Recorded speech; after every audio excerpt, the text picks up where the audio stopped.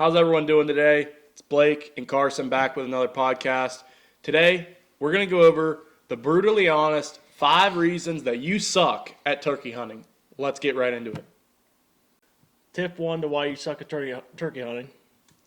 In one of our prior podcasts, I said about curiosity kills the cat, or kills the turkey in this case. Tip 1 is calling too much. I think you need to let the turkey be curious and don't just overfeed him in turkey calls because he's going to get overwhelmed and he will probably shut up. But what do you have to say about that? Calling too much is a great way to give a turkey time to hang up. When he hangs up, good luck trying to kill him. He's going to be a tough nut to crack. So that's tip number 1. Let him be curious. Yeah, absolutely. Keep his curiosity. Don't overcall. And a lot of people use the analogy that it's like giving him a rope to just keep pulling in. You don't want to give him the whole rope. You want to give him a little bit of the rope, and you want to just keep pulling it. So a lot of people don't like mouthy women. They like just that's right. Short. Talk to him sweet. Yes, talk to him sweet. When they talk too much, kind of scares you away. See ya. That's tip number 1. Tip number 2 as to why you suck at turkey hunting is you're way too impatient.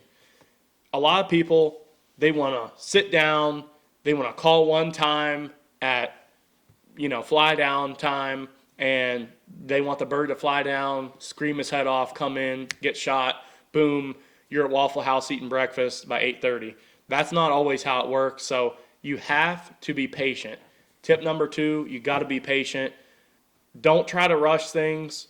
Let it play out the way it's going to play out. Get the turkey killed, get him in range, get him killed, but don't be impatient. Blake? A lot of you guys have turkey vests, and most of the turkey vests have them cushions on it. They don't have much dirt on them. I think that cushion needs to stay in that dirt, and you need to sit on that thing longer than you think. Absolutely. I've had that issue. I still have that issue a little bit, but I can't quote who it was. I can't remember, but they said whenever you are ready to get up for turkey hunting, sit 15 more minutes. That's right. You just keep sitting, and they will come in most of the time. But one guy that outdoors is his name's Micah. He's had Micah. He's had this issue a lot. He is the most impatient guy I know, which that kills a lot of the turkey hunting vibes. And you stand up, and the turkey's coming in range. You never even saw him coming, and spooks him off. It's the worst. I know, especially in our earliest turkey hunting days, our first season or 2 turkey hunting, Blake and I were super bad about that. If the bird didn't gobble 500 times on the roost, we would get discouraged. We would wait till pretty much fly down, not hear him or see him again when he flew down. We would think the whole hunt was over, and that's completely not the case. Stay engaged, stay locked in. A lot of times, on the topic of staying patient, when they're not gobbling, they're probably moving one way or another, and they could be walking right to you, and you just don't know it. So stay ready, be patient, sit your butt in the ground. Use that cushion on your turkey vest. Use it. Get it dirty. Make sure that sucker's raw by the end of the season, and you got to get a new one. So that's tip number 2. Blake's about to tell you tip number 3. All right, tip number 3, your setups suck. We just did a podcast prior to this that talks about your decoy setup. If you suck at your decoy setup, chances are you're not going to get a turkey coming in. Depends, but you got the terrain to deal with. You got a lot of other weather. I mean, weather's another big one. But what do you got to say about the setup?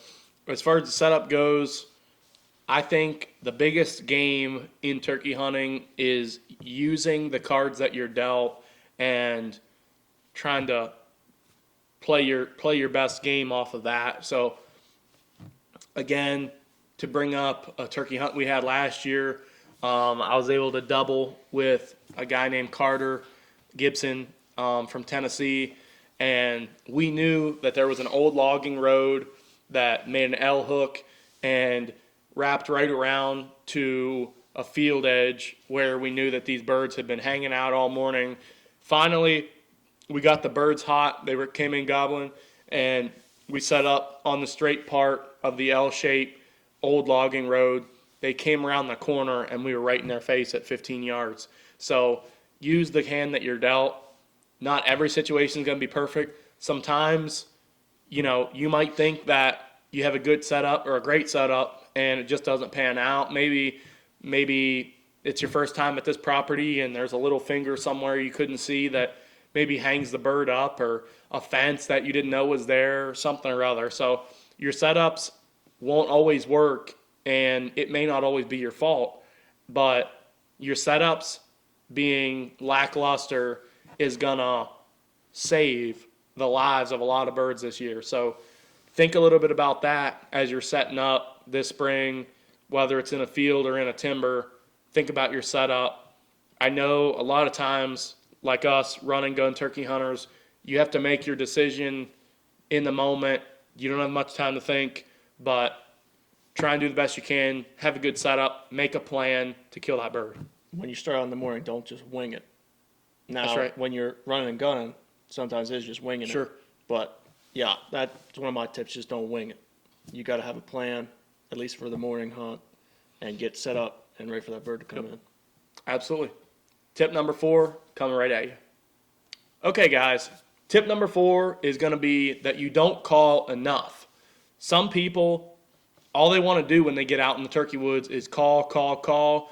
Other people, which has been myself in the past, you feel almost not scared of calling, but there's something about the worrisome of overcalling that makes you not want to call enough.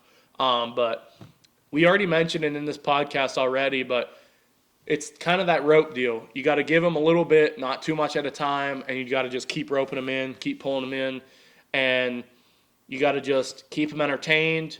And then when you got him fired up, shut up, let him do the rest. Throw the calls 10 feet away from you. Get your gun ready. Stay on the beat of your gun or the red dot, whatever you're shooting with. If that turkey's gobbling, chances are you don't need to call because he's coming where that call is.